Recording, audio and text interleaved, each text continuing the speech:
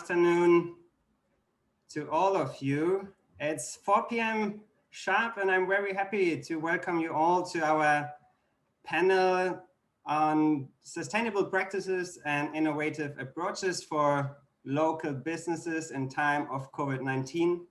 I'm very happy to welcome you all on behalf of the consortium of organizers. I think there are so many partners on board, which underlines also the relevance of the topic waste management. It's the third waste summit, so we have organized already a lot, and of course, all over the time, a lot has happened. Now we had COVID, which has led to more e-commerce and more waste also in households because more people are ordering food. So today, the idea of the panel is to look into smart solutions. And to do that, I'm very happy that we have three businesses here with us in the panel today. So we have Norman, the founder from Sunsai Nature. We have Sarah, the founder from Little Green Spark. And we have Borey from LUMA Systems. So this panel will be all about business, and we want to look into different business models and what to improve in different sectors. Before we dive straight into the topic, I'd like to just repeat the house rules one more time. It's digital. We all are, I think, more or less acquainted now to digital meetings, but nevertheless, it's always good to repeat some rules. First of all, we have a background for this event. You can also find the background here in the chat function. It would be really nice if you just download it and you change your background, because we will also have a group photo in 1 or 2 minutes. So you still have time to change your background, and then we all supporting the Waste Summit theme.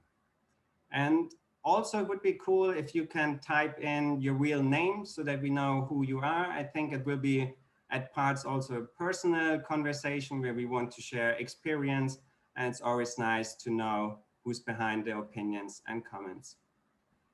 And for the participants, I'd like to ask you to stay mute until you're talking. So we will have a big Q&A at the end, and we want to use this Q&A to really share opinions, but also to share experiences.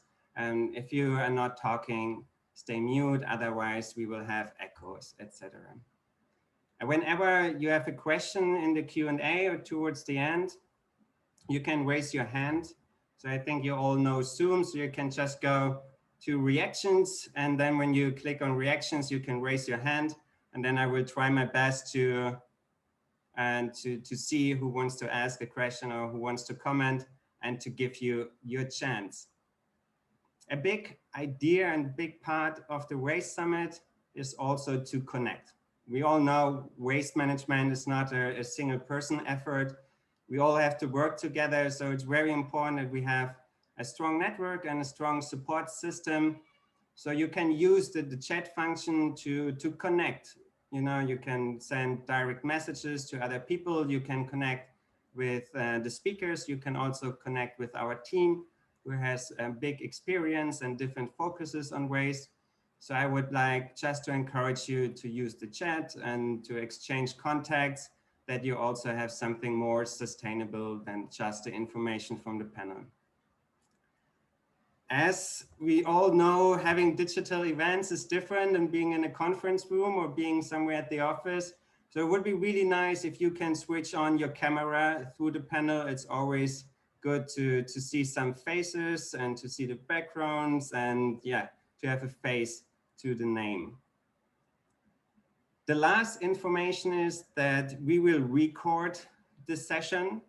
This means we will also put it later on YouTube, just that you are aware that we are recording and that we will later use the recorded video for different channels, where you also have the chance to watch the video again and to also see the names of the speakers again. And you can also use this as a source of information. And of course, we are happy when we share it on our social media that you reshare then the content. Good. So as I said, today we talk about sustainable practices and innovative approaches. It's like a strong business focus. So we will talk a bit about sustainable philosophies, why founders decided to go for a sustainable path, but we will also look into the different business models. We have one which is very much based on IT. We have some which are more focusing on the gastronomy and hospitality sector. So I think we have a good mix of different speakers from different backgrounds.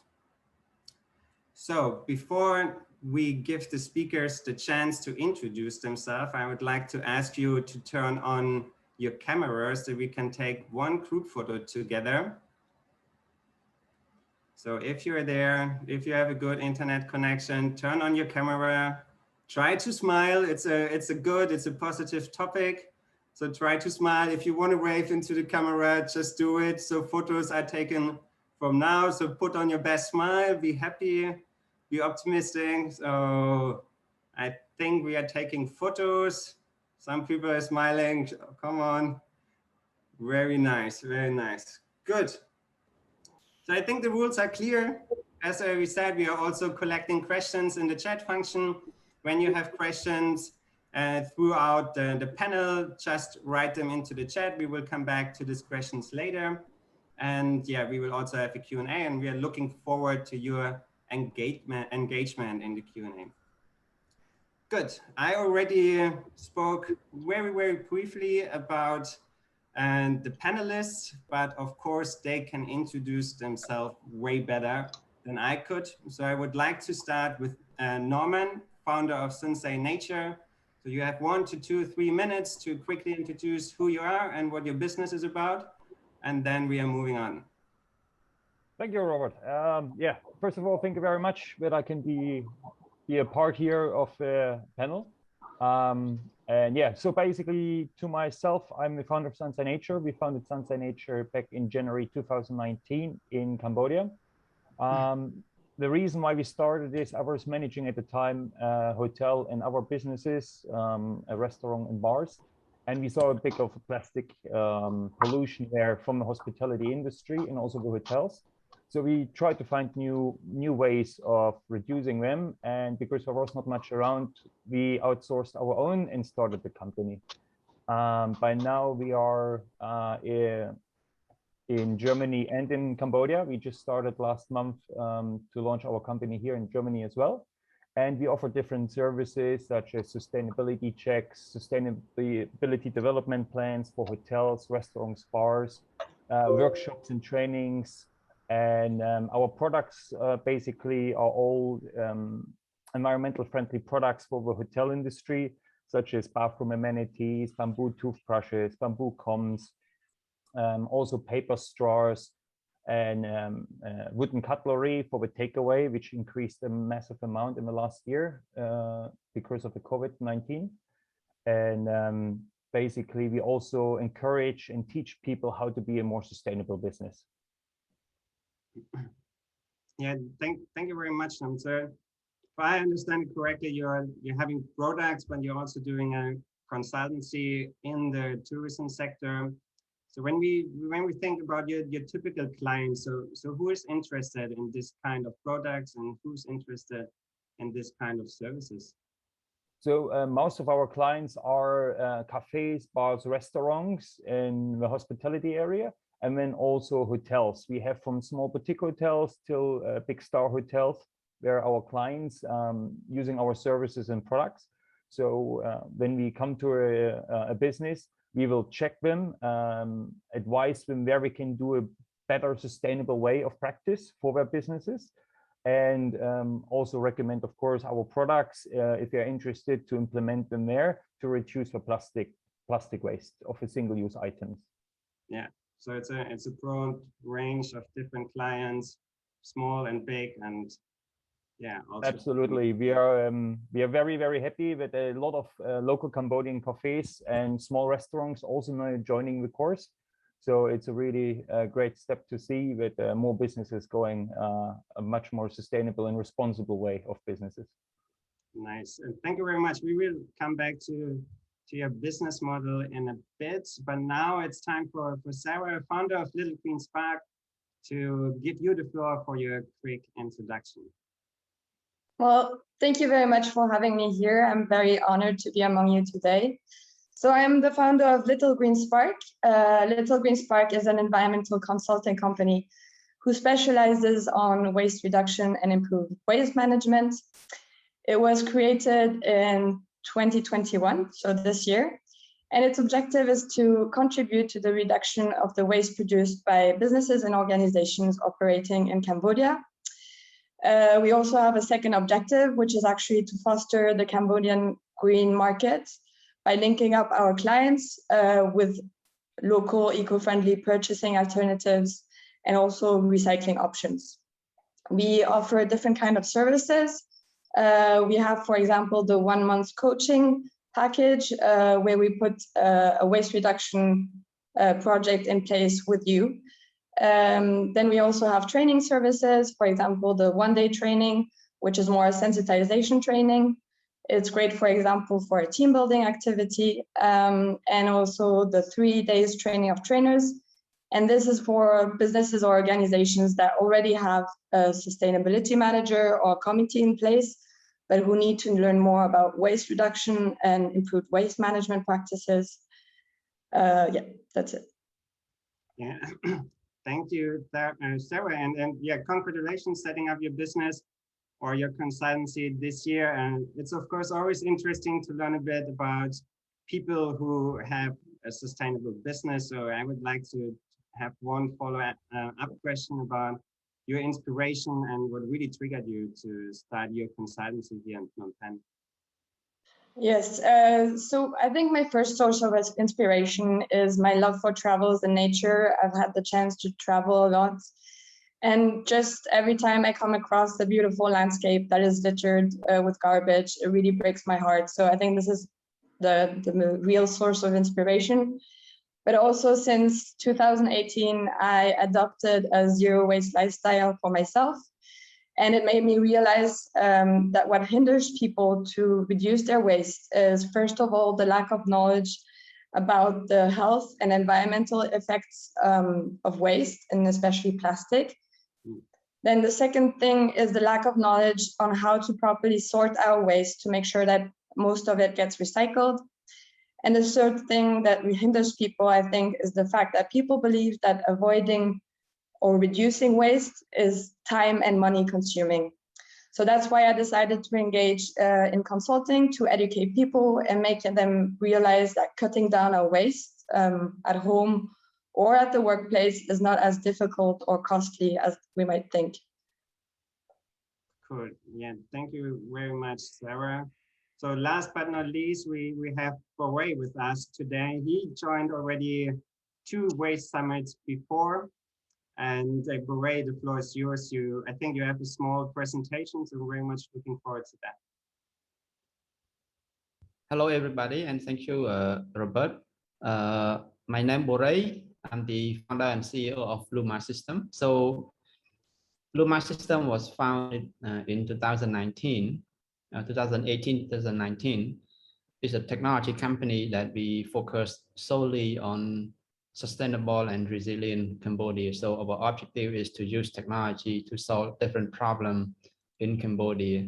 And some of the projects that we have done, including using technologies for analyzing the solid waste, drone for flood management and monitoring, using AI and machine learning to solve some of the most complex problem in traffic and road safety. And today I have a few slides about solid waste management platform that we are working with Ministry of Environment, that we are right now in beta launch. And I hope to share this presentation with every one of you later on in the presentation. Thank you. Borey, do you have the presentation here right now? Then you can share it with us. Okay. Yes, I can start now. So please give me a minute. I will post out my presentation and we can start. No problem at all. So you can share it now, then we know exactly what you were talking about.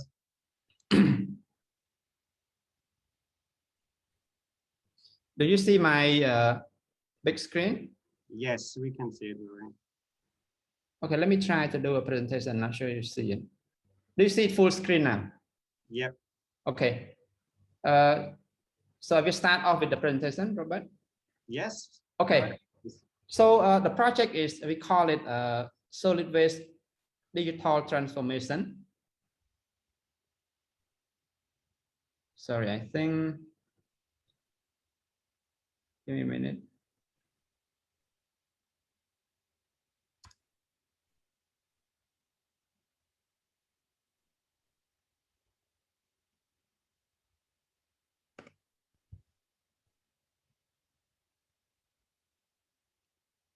I mean, Borey, if the presentation doesn't work, maybe you can jump to one slide where we get an overview of your idea and of your application.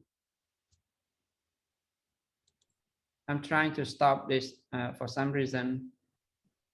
Do you see the screen moving, right? Yeah, we see the first slide. The second?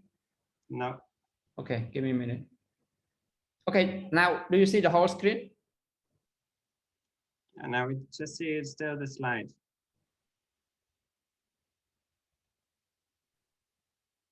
Okay, now do you see it? Yes, now we see it. Okay, so the project is called Solid Waste Digital Transformation. We work with Ministry of Environment. So the project name is, we call it Samram. It's a mobile application that everyone can download and free to use. Samram consists of a different element in the mobile application platform. So this is some of the main screen after you download. You will be able to change the language here from English and Khmer. After you input your phone number, you will receive a verification that you register and you own the phone number. You own that number. Then it will take you to the next screen, which is allow you to add your own address. So this address, you can pin your location on the map and it's saved into the mobile app of the Samram app. So Samram app will give you seven modules. First, it will allow you to pay your bill directly from your mobile phone. After you add your contact, after you add your house and business location, someone from City Hall or local government will approve your location, and you will get the collection fee of your household in here, and you can pay directly from here. And the other 6 modules, including scheduling. So in here you can check schedule of the collection truck that will come to your area, specifically to your house. This also allow you to see here, we call it map and location. It's a live location track that the truck will come to your location. You will not be able to see the truck that belong to other house. This truck is only show the one that come to pick you up at your house. This one is the collection, report. If you see an illegal dumping or a mess, or for example, the truck that come collect is have a water spoil coming down the road, you can take a photo and share it back to the government and to the collection company. Here is allow you to pay your bill, and final is the request. Example, if you have a house construction and you want to request a special truck to collect your construction waste, you can do it from here. So this is some of the screen example of the collection schedule. You will see as a calendar, and you can select it and give you the date and the time. The time is range between what time and what time the truck will come to collect from your place. The second screen is allow you to pay your bill directly from the mobile phone, similar as you pay water, utilities, and electricity. The final slide is about the report. This allow you, let's say, if you see the truck does not come, no truck come to collect at your house, you can take a photo and report back. The report will send back to the local government and to the company. Yes, this is very brief of the presentation that I have about the mobile app that we are developing right now. some of the function you can use right now across Cambodia, but some of the function you cannot use it yet, only selected city. Right now we are piloting in Siem Reap. So if you are in Phnom Penh or some other province, you only can use report and request, but you will not be able to see schedule, live location, and you can't pay the bill yet, because right now we are in beta testing on selected on Siem Reap and with selected customer only. Yes, Robert, my presentation is finished. Get back to you. Yes. So you can close your screen. And so first of all, very interesting application. And you said you're testing it already in Siem Reap, where you test most of the functions, and that you can also download it here in Phnom Penh. So can you share the experience you made in Siem Reap? So how many people downloaded the app? What are the functions they use? And of course, setting up an application like that is complex. So what were the biggest challenges for you? Right now we are testing it in Siem Reap. Okay. Okay. Yes. I think one of the main challenge we have is that in solid waste is different from other public service service that provide by local government or other company, example water utility or electricity bill, because we found that not a lot of people pay attention or care about solid waste, because everyone seems that as long as they pull out their solid waste from their house, put it into the sidewalk in front of their house, it seems that they finished their job. They did not. I think most of you or a lot of people may not even know what are the schedule that the truck coming to your house. You don't even care, because you feel that it is an obligation of the company or the local government to come and collect it every day, every time. But actually it's not. There are specific schedule and route that they come and collect it. And to ensure that our city is nice, you need to know when is the time that you put your garbage out. If not, every day, every morning, you will see a garbage on the sidewalk everywhere. So we noticed that not a lot of people, even though we try to promote, not a lot of people really use it, and not a lot of people really pay attention to what we try to communicate. We go from door to door to explain not about the system, but about the effectiveness of why you need to respect the schedule of the truck that come to collect solid waste at your house, at your area. Because let's say if you live in Mai Sim Tong, the truck that come to collect at your house is from 5 p.m. to 1 a.m. And if you put your garbage in the morning, meaning that your garbage stay there for another 12 hours until the truck come and collect it. So the rest of the day is gonna be look very dirty on the street. So that's why we build this scheduling, so that we want to encourage business and people use it and understand the schedule. This is the main important part that we are providing this. Okay, and thank you very much, Borey. And your short presentation triggered already a lot of questions in the chat. So we will collect the questions, and then when we have the Q&A at the end, we will come back to your questions. So let's move one step back, because we are not just talking about digital innovations today. We are also talking about like sustainable practices in local businesses.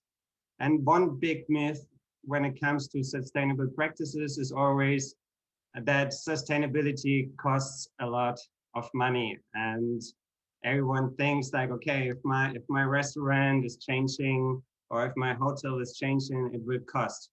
And I'm very happy that we have Norman here, because he's struggling a lot with this myth.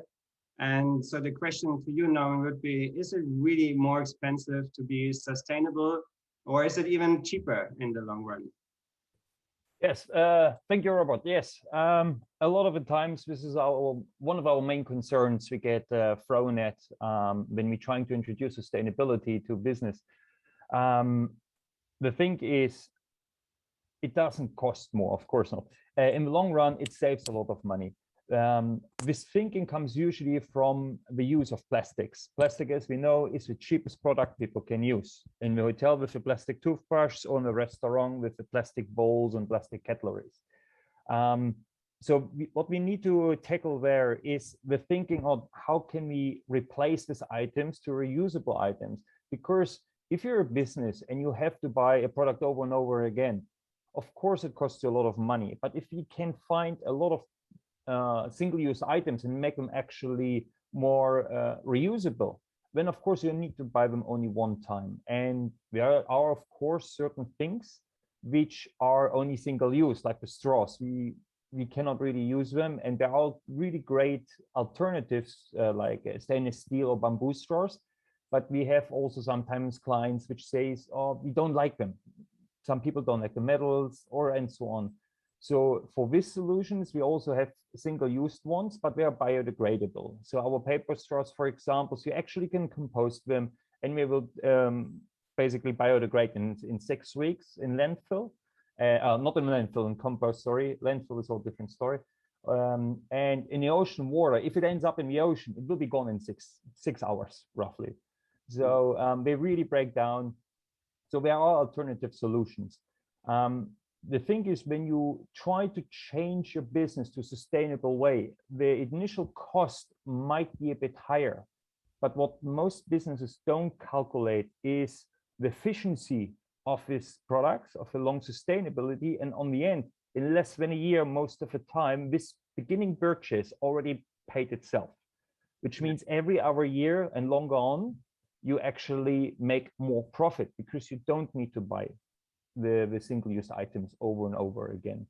So to make them understand this, this is, I think, one of the biggest challenge to break through, because most tourism businesses are linear businesses. So the basic concept of more. If you have more guests, we make more money, and so on and so on. So we need to break this myth. We see it in the mass tourism as well. Like we've seen in Angkor Wat with a couple 100,000 tourists a couple of years ago, and up to 4 million just before the pandemic. And it's also not really a sustainable way. So we need to find ways to achieve this one, to a more responsible way of practice. And this counts for every business. So I think this thinking is the hardest to break. And the easiest way is actually calculate them the cost and see, okay, you spend now a little bit more to implement things.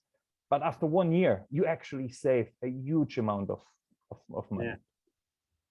Yeah, I mean, the pricing and costs are always like a big factor. And did you get feedback from your clients? Like, I mean, let's say they change certain parts of their business to a sustainable model. When you talk with them, maybe like 1 year later or 2 years later, so what would usually be the feedback from them for you? Oh, yes, absolutely. So, for example, when we started changing this, and especially in Cambodia and a lot of hotels, you get this small water bottles in every room. So in a lot of our clients, we said, okay, purchase glass bottles. You even can put your logo on it and put them in the rooms. Have your own filtration system in your hotel. They're quite easy to set up. They're easy to check, because most hotels have to do water checks anyway. So you are sure you have 100% clean drinking water anytime. And basically by refilling this and giving the customers reusable bottles, we saved in one of the hotels already $6,000-7,000 just on water bottles in a single year, just on the first year. And if you calculate this down the road, it becomes even more. The other good side effect we had is when we implemented sustainable ways, like also with laundry bags, we replaced them from the plastic laundry bags to reusable one with a hotel logo on it. So items like this actually start selling to the client, like the customers. They're really happy to see them.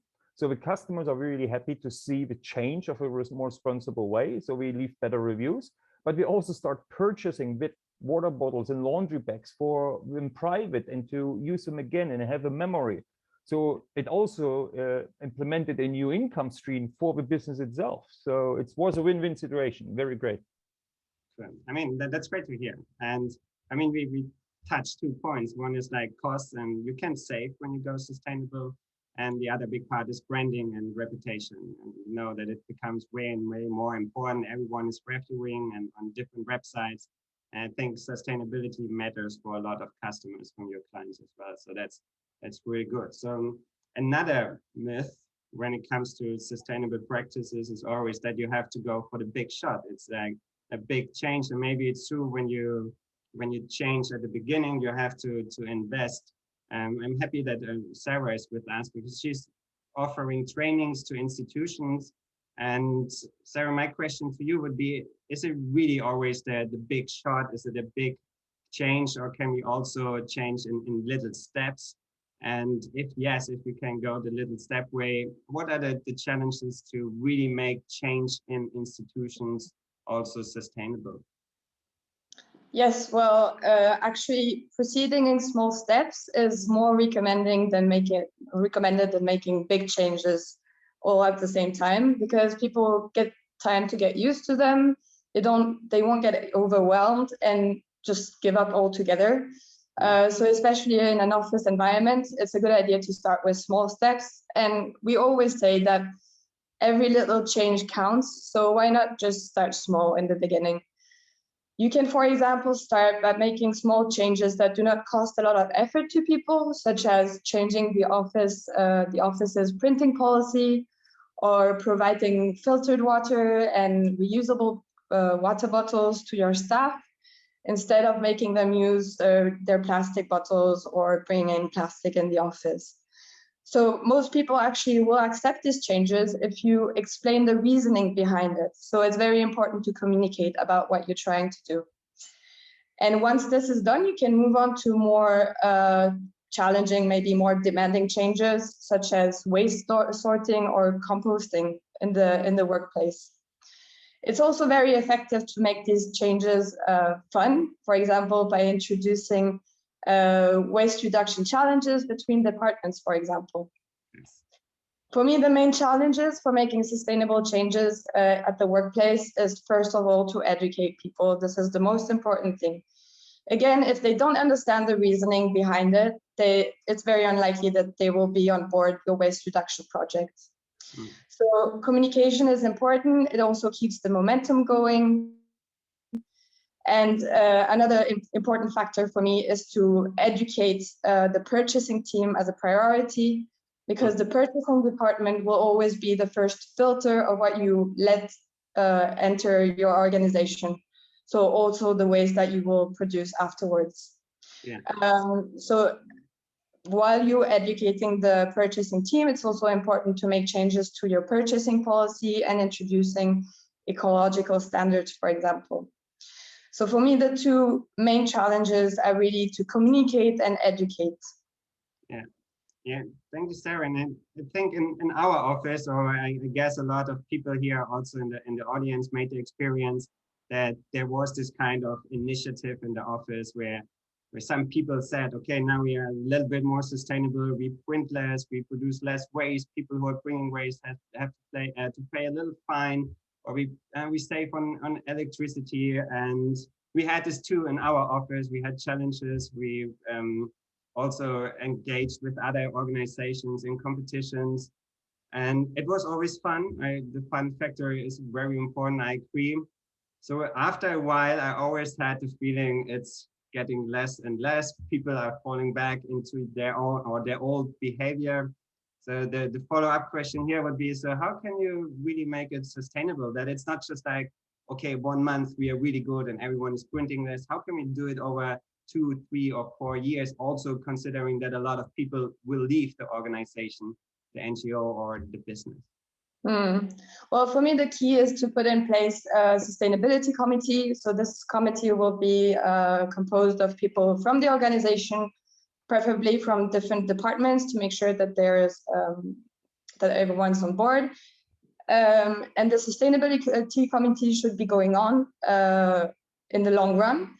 And they should make sure that communication is going on, that if people need to be trained or educated about something, the training is actually happening, that the challenges, for example, between departments are also continuing. And this is really the key, because if you make it the responsibility of only one person or just the individuals working in the organization, then the efforts will fade away slowly. Yeah. Okay, cool. Thank you very much, Sarah. So let's move on to Borey. So you had this platform, and I can imagine it takes quite a while to develop a platform like this, and also you have to bring a lot of different stakeholders on board. So how important was it to convince different stakeholders, and how was the cooperation with them on this project?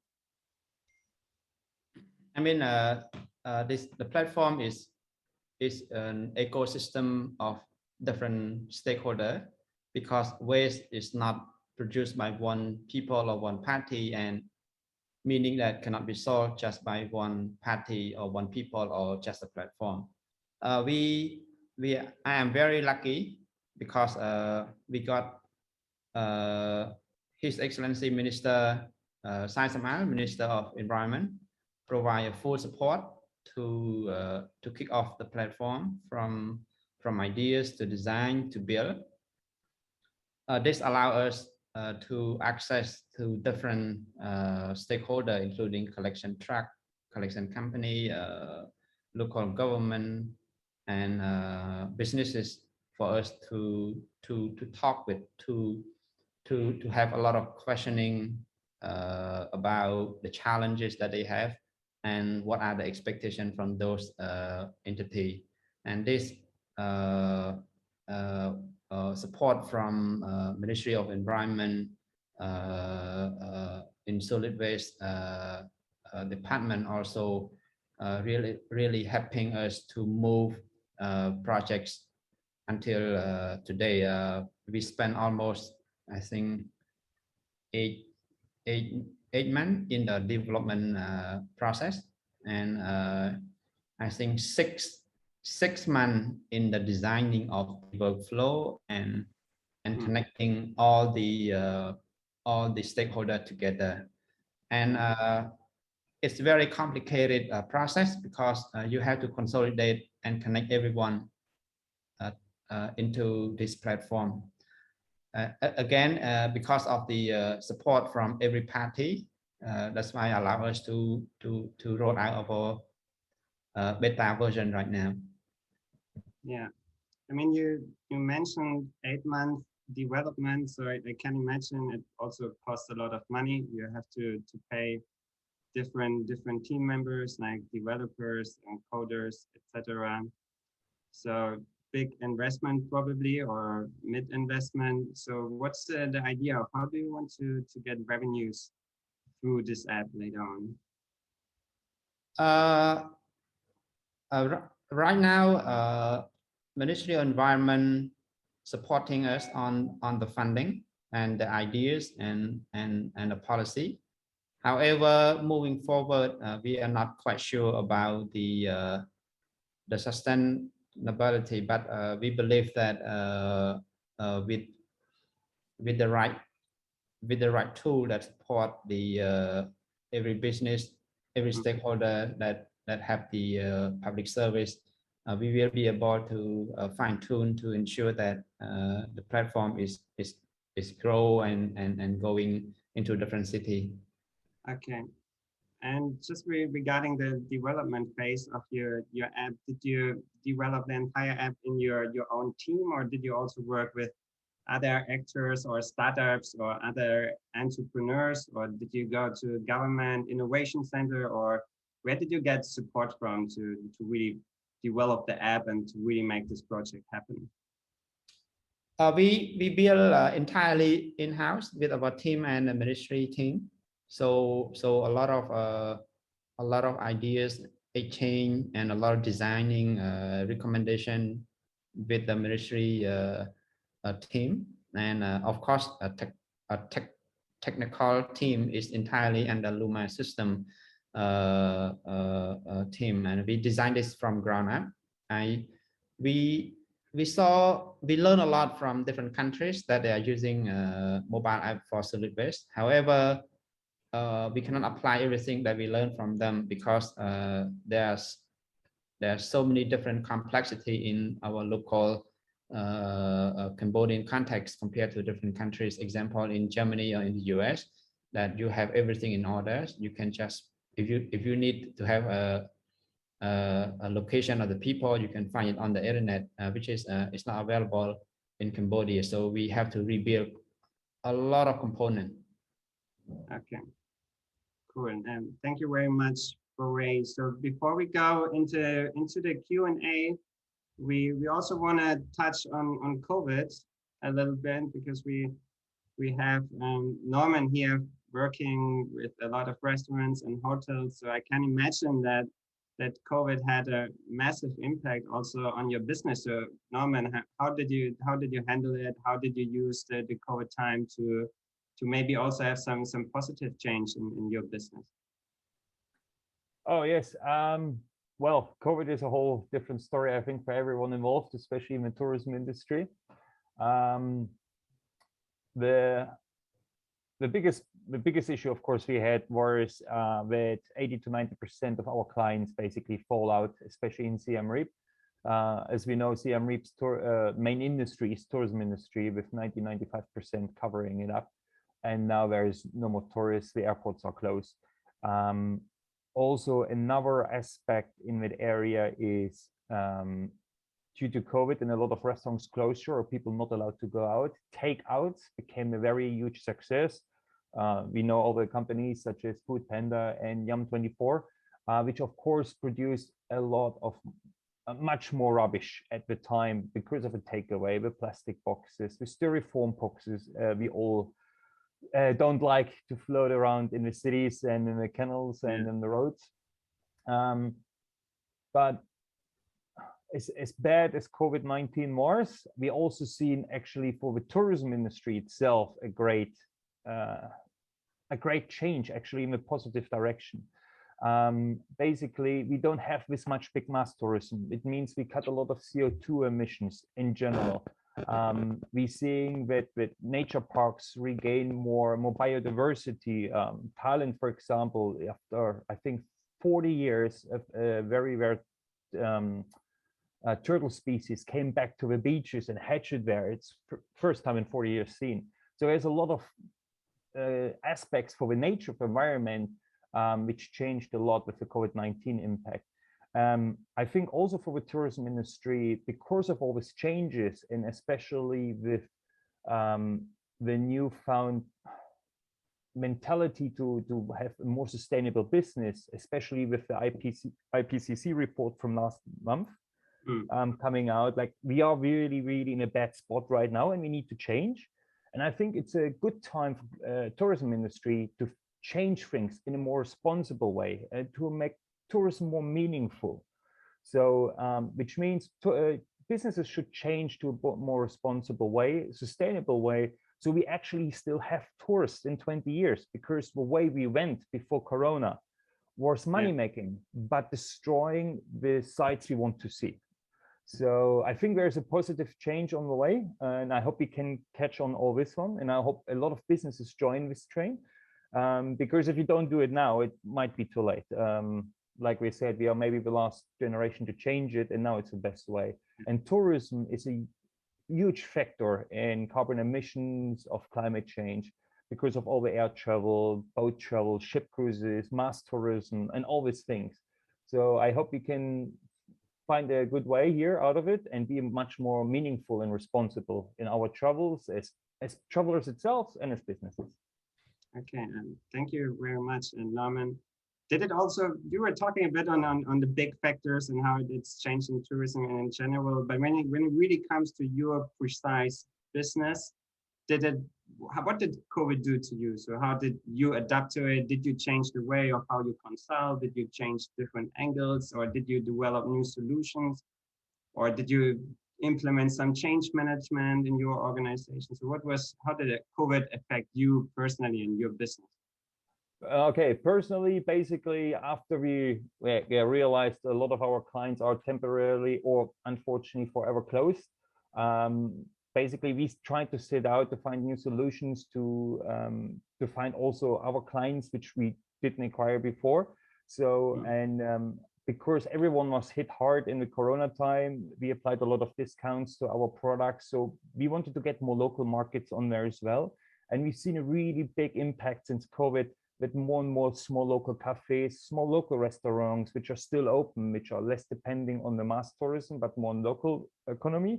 So they even changing their way. And we had more time to educate them there in this direction, to reduce their rubbish, to change from this takeaway styrofoam from packaging.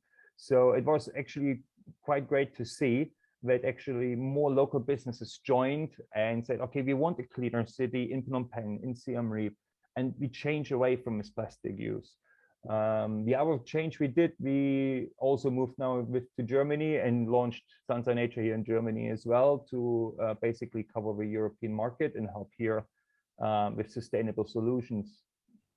Yeah, thank you, Norman, very much. It sounds like you really made the best out of the situation. I would like to extend the same question to Sarah. So Sarah, how did COVID hit your business, and what was your solution? So we want to be a little bit positive, constructive, because we all know that COVID did a lot of harm to a lot of businesses. So it would be great to hear how you dealt with COVID and what your lessons learned from COVID.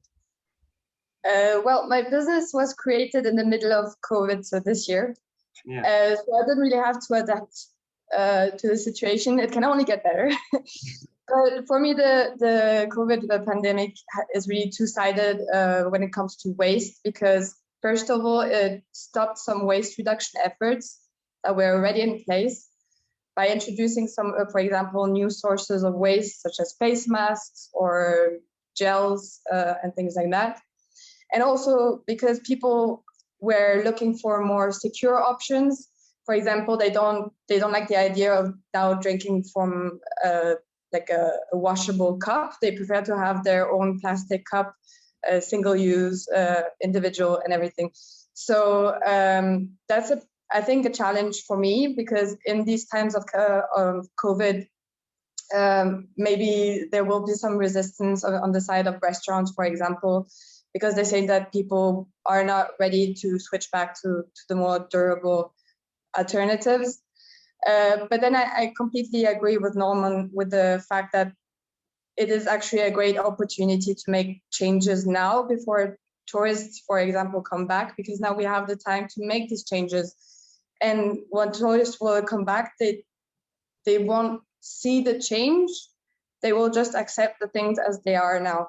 So for me, really, because Cambodia is the 13th most vulnerable country to climate change, it's really important that the country builds back greener and better now, and that people understand that it's for their own good and the good of their own country. So it's not only about getting economies and livelihoods back on track, but also safeguarding prosperity for the longer term. Yeah, I agree. Thank you very much, Sarah. So the last one who gets the same question is Borey. So you're working on digital innovation. So how was it for you? I mean, digital innovation, there are a lot of companies, they benefited from COVID. What changed for you? What changed for your business? And was the app born out of COVID, or was it also planned before? We operate a lot of different business units. So some RAM mobile app and or some RAM platform is one of the project that we have been planning, I think, before COVID. However, when COVID hit, it's more like a more opportunity for us to push our product development into a beta line stage right now, because when COVID hit, we have to change the whole strategy of how we work, how we do things. So we tend to be more focused right now. We don't spend a lot of time traveling to meet our team or to the office. So everyone know what they are doing and focus on building the product, because we know that there's nothing we can do. No, even though we are so frustrated that we can't going out to meet people with new clients, but we know that even though we are frustrated, there's nothing going to change anything. So the best option is to take this opportunity to stay in and focus to build a product that solve a specific problem. And COVID gave us a better chance as well, because it tells us where are the people they live, because we can understand where are the waste produced, rather than we try to go into each restaurant to understand where are the waste. So right now, everyone stay home. They order the food from Food Panda, from Yum24. So this gives us a better chance actually to have better data and to understand the people behavior. And mainly for our team, it gives us a focus. We can't meet people. We are not wasting our time on meeting. Actually, we are keep building the product that we want to build. Yeah. So, but it doesn't mean that we want COVID to be happening, but it's just that that's nothing we can do. So we take this opportunity in a positive way. Thank you. Yeah, thanks, Borey. I think this was a good final phrase to move on with the question and answers. And I can already see several questions here in the chat function. We also have one comment, Mr. Borey Samnamet is awesome. So compliment to you here from Suvan. And we have the next question from Piak Day. So the Q&A, we would like to also have engagement. So Piak Day, if it's okay for you, you can read out your own question.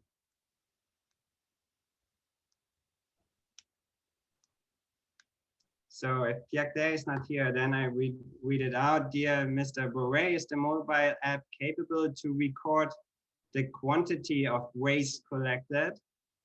And can we check the route of all waste trucks in the whole city? Is that possible, Borey? Yes, each city you will be able to see the whole zoning of where the collection truck will collect, and in each route of the city you will be able to see the date and the time that the truck expected to come and collect it. Yeah. And for the quantity, we also be able to collect, like how many how many ton they collect per truck, and how many stop that each of the truck will stop and collect the waste. So we be able to collect all of those data. Cool. So, and you will also, I guess, you will share the data with different stakeholders, and because everyone wants to get different knowledge out of this data. So yes. So who are the stakeholders involved who could get the data, or are they also open for researchers or for other people? Right now, the data is shared only within related stakeholder. Example, if we roll out in a city where I live, I will be able to see how many times the truck will come and collect at my house. So as a citizen, I only can see what relevant to me. Collection company, they see what are relevant to them. Local authority, they will see those reports. So the data will not be able to share with everyone for everything. Okay. But because this is a privacy issue, and there are some level that we are sharing the data. Okay, yeah, thank you, Borey. So I would like to encourage you one more time, when you have questions, be brave, just raise your hand. In best case, you address just one of our speakers with your question, and just use the reaction button and raise your hand, and I will give you your go when you have a question. If not, we have one more question for Borey from Sovan, and she's asked, will this app be expanded to Phnom Penh? Do you have a timeline for that? How about trash mapping, any user signups?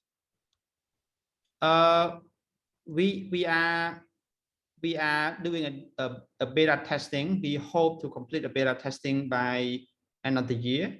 So yeah, we expect to fully roll out to other city later on. But Phnom Penh is very big task to work on, and because right now there are new change of the collection process. So we want to allow the company they settle their food on the new area first. So we want to focus on another smaller and a city that we can work on first, because Phnom Penh the new company need a lot of work to be done within each of the local government, and we don't want to get interference right now. And Robert, I saw one question regarding the report that from Mr. Chan Thi Leng about the people that report back on the location of the waste. Yeah, you can take it straight away, Borey, as you are anyway talking. So I wanted to go through the questions step by step, but you can answer this question also straight away, and then we will go back to the question for Norman and Sarah that they also can say. I like to go straight here because I like to encourage everyone keep reporting because right now our app is the first version, so all the report that you report will record it and track it. However, you will not be able to see a live feedback yet.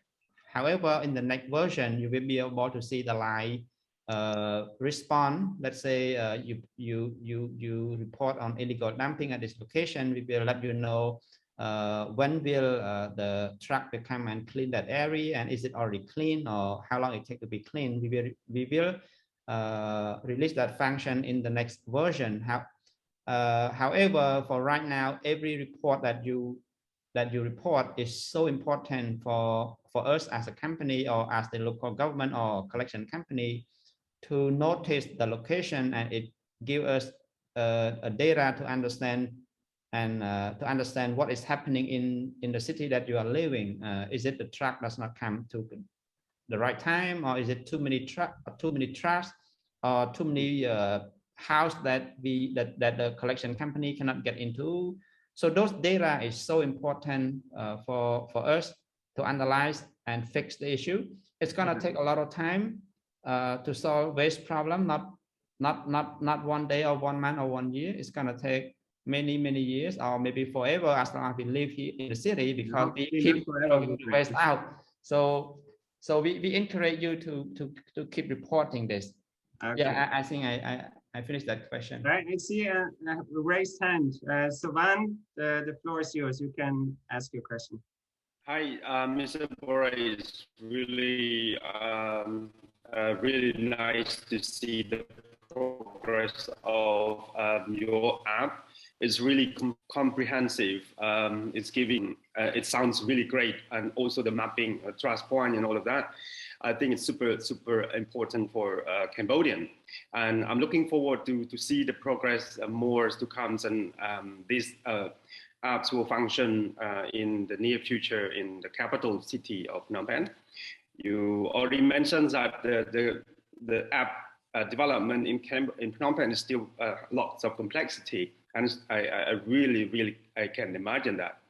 So just to contribute to your concern, because it's going to be time consuming to develop something like that. So I just put in a comment that is it possible that we can also work together, for example, like TrustOut. TrustOut is a global trust mapping, mobile mapping.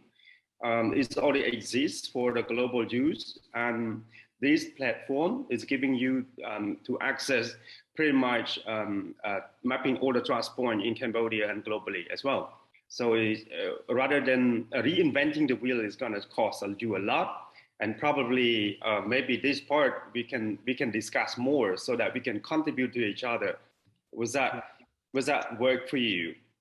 If that's okay, and we can discuss more. When it comes to cooperation, and that's also like a function of us as organizers, and just feel free to text us, and we will connect you with the different speakers and so on. Then you can share information later on, and so we are more than welcome to connect you, and then you can discuss further cooperation. So I mean, before we move to the behavioral change question that Norman and Sarah can answer, I would like to also ask Christoph, who has a question to Borey. If Christoph is here, maybe you want to read out the question by yourself.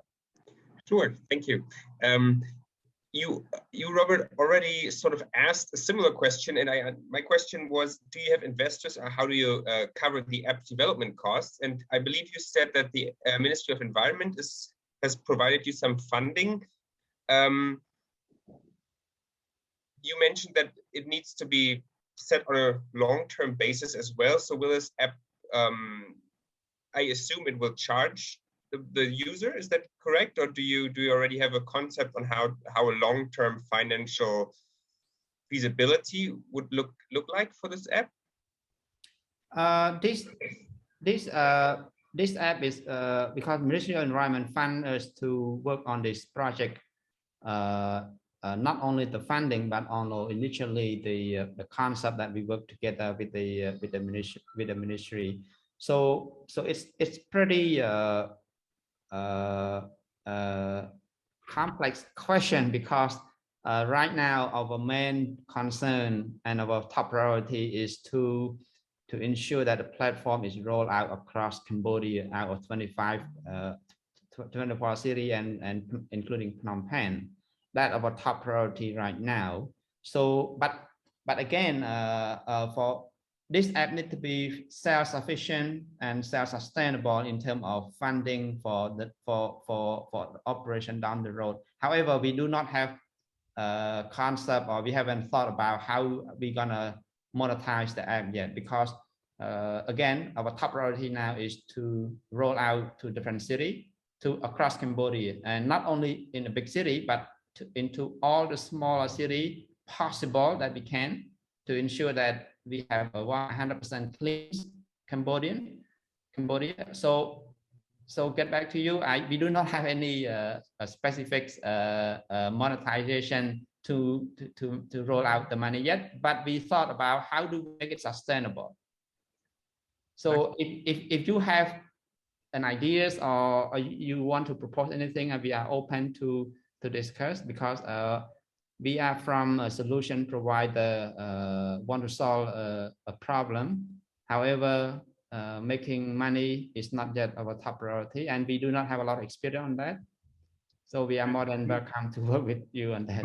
Also very happy to connect Christoph and Borey when it comes to investments, and so this is we can definitely do that. So as the time is like flying, we do all the connection stuff after the event. So you can just text us or write us an email or a message, and then we are happy to connect different parts. That's also our job. But now we have a question for Norman and Sarah.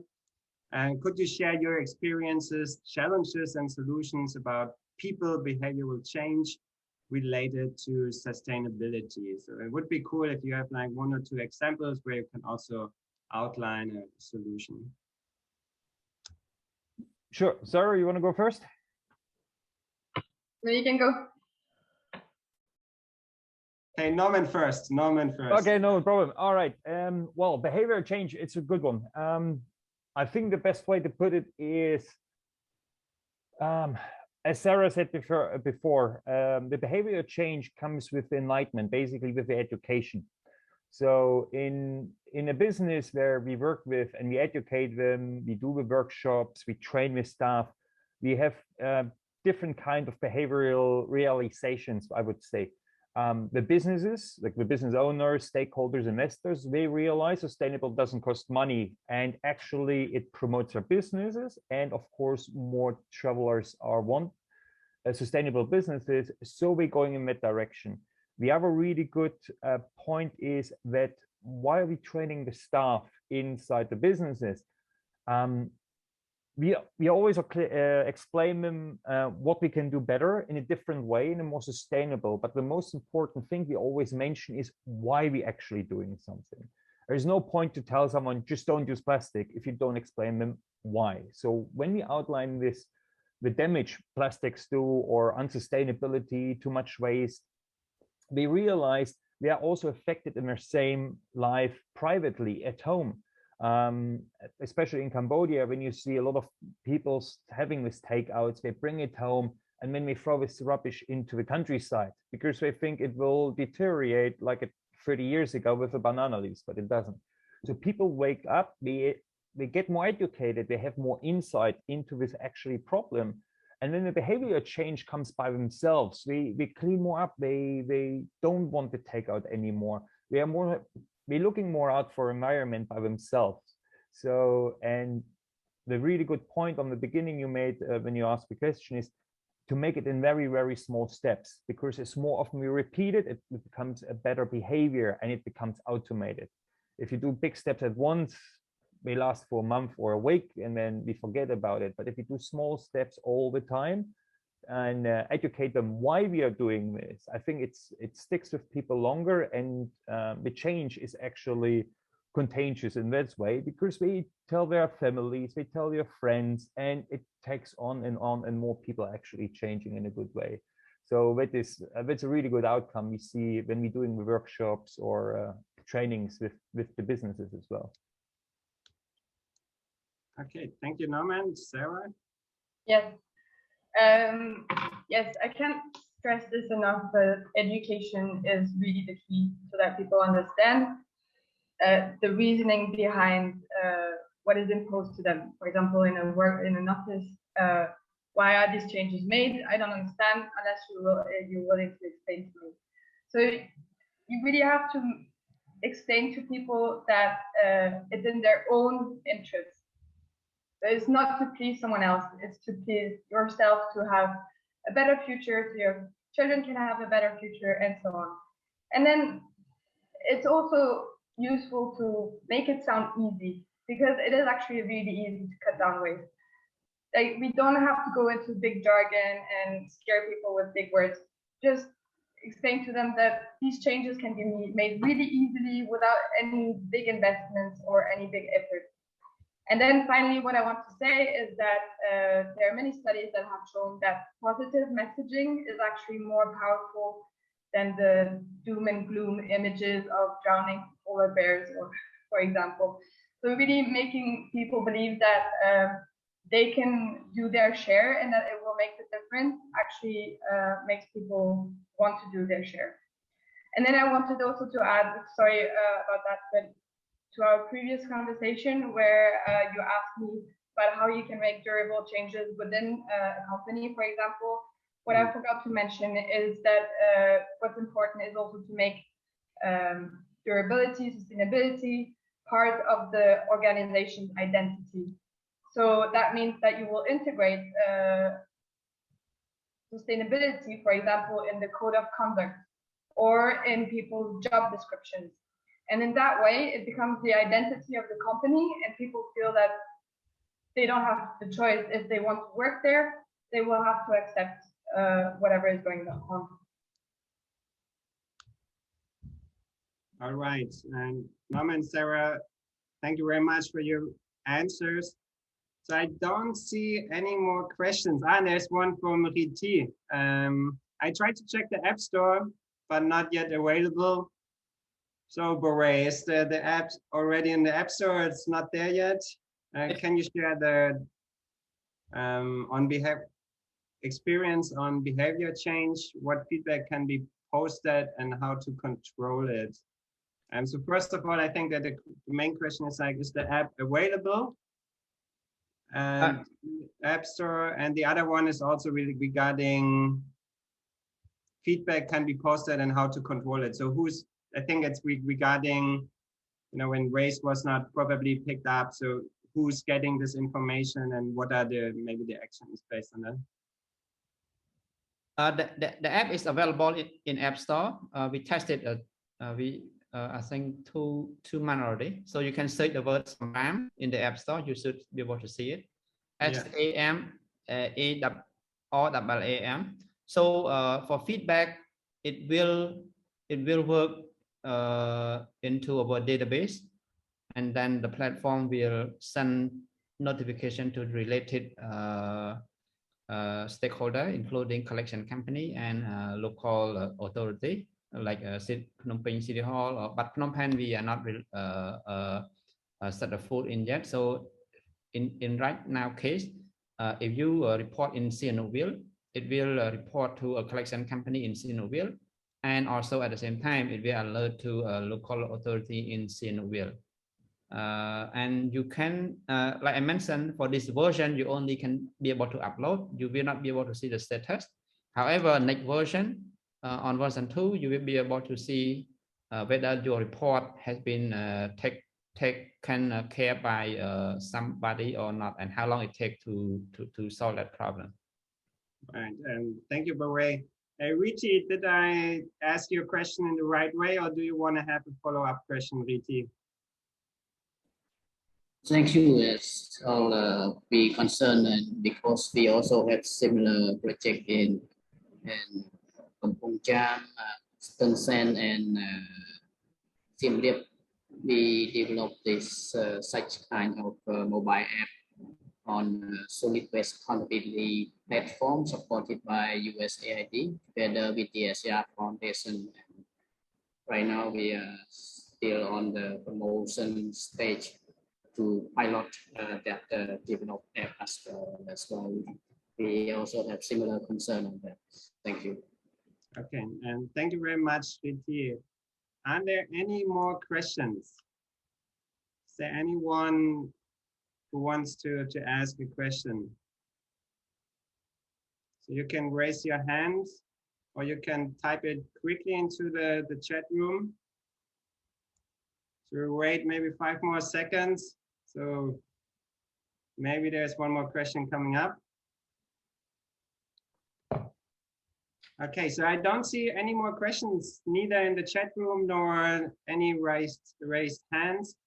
So with that, I would like to close the Q&A, and what we would like to do as a final step is to give also the speakers one more time the chance to formulate a very short takeaway, or maybe an idea for businesses, for NGOs, for organizations to reduce their waste, or also to make something positive out of COVID. So it's about like tiny tips or takeaways, and I would like to start with Sarah. Yes, thank you very much. Well, for me, the main takeaway, I'm going to use that moment to try to convince people, especially business holders among us today, to make the change and to take the leap to green their office. And I'm going to base myself on some studies that have been made. One is mentioned in the Forbes magazine, and it says that according to a study conducted in the UK and the US, 88% of consumers say that they want brands to help them make a difference in reducing their impact on the environment. This shows that consumers actually are willing and are expecting from companies to help them to reduce their environmental impact. In another survey, which is mentioned on the World Economic Forum, it says that 66% of respondents and 75% of millennial respondents said they consider sustainability when making a purchase. So this again shows how important this is becoming to consumers, and that companies have a great interest in making the change and to show the change they are making to attract new businesses, new clients, or in the case of NGOs, new donors or investors. Yeah, so sustainability definitely will become a competitive advantage in the future. Exactly. Thank you, Sarah, very much. Norman, you will be the next. Yes, basically my take, Sarah said it really nicely. Basically, the consumer demand more and more sustainability, and I think a big takeaway from this whole panel is what we can see is there are a lot of great companies around which can help businesses to become more sustainable. So it doesn't matter if you're an NGO, if you're an office, if you're an hotel, a restaurant, whatever you are.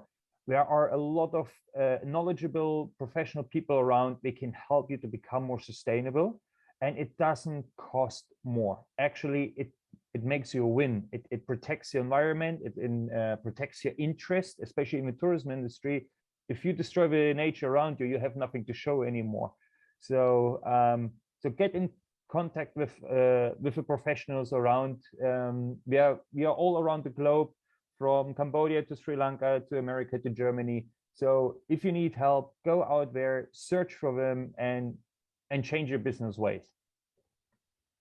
And thank you very much, Norman. I couldn't agree more. It's like having a good support system is also for any business change, always very important. So Absolutely. great. So Borey, you have the last big sentence or speech about your takeaway. Yes, I don't have a lot. I already talked a lot earlier, so I just want to remind that it's difficult time, but we need to be very positive and focus on what we are doing. Going digital is just one of the things, so we can do a lot of other things, food deliveries or anything that can help us to survive for now. Plus, the last request is that I hope everyone will look out for your waste. Don't just think that when my waste out of my house onto the sidewalk, you done your job. That is not. It is still your waste. It is still your issue. And the more waste that you produce, it will come back to you. And the city clean or not is not depend on only the government or only the collection company. It depends on every one of us play your role, especially make sure that you can pack your waste well, put into the right bin and at the right time, at the right location, so that the collection company can play their role, come and collect it. And also don't forget to pay your bill. I agree, waste should cost money. And I think it's also important to point out that individual responsibility matters, and we all can start very easy in our own homes and in our own companies, in our own environment. Thank you very much, Borey. Again, one more time, a big thank you for the three speakers, for Borey, Norman, for Sarah. It was a big pleasure talking with you here in this channel, and we got a lot of questions, and I think we don't have to wrap up everything one more time because you gave a lot of insights, you shared a lot of knowledge. I'm very, very grateful for that. Also on behalf of all the organizers, to all the audience, to all the people who participated, feel free to connect us when you need contacts from the speakers, when you need any other contacts, reach out. We can't do and manage waste alone. It's a team effort. So we are always happy to help and to connect. And I think there will be a few more exciting panels during this waste summit. There will be tomorrow or on Saturday also viewing. Stay tuned, stay with us, and then let's connect. And with that, I wish us all a very, very nice evening. Thanks for participating. One more time, thank you to the speakers. Have a nice evening and goodbye.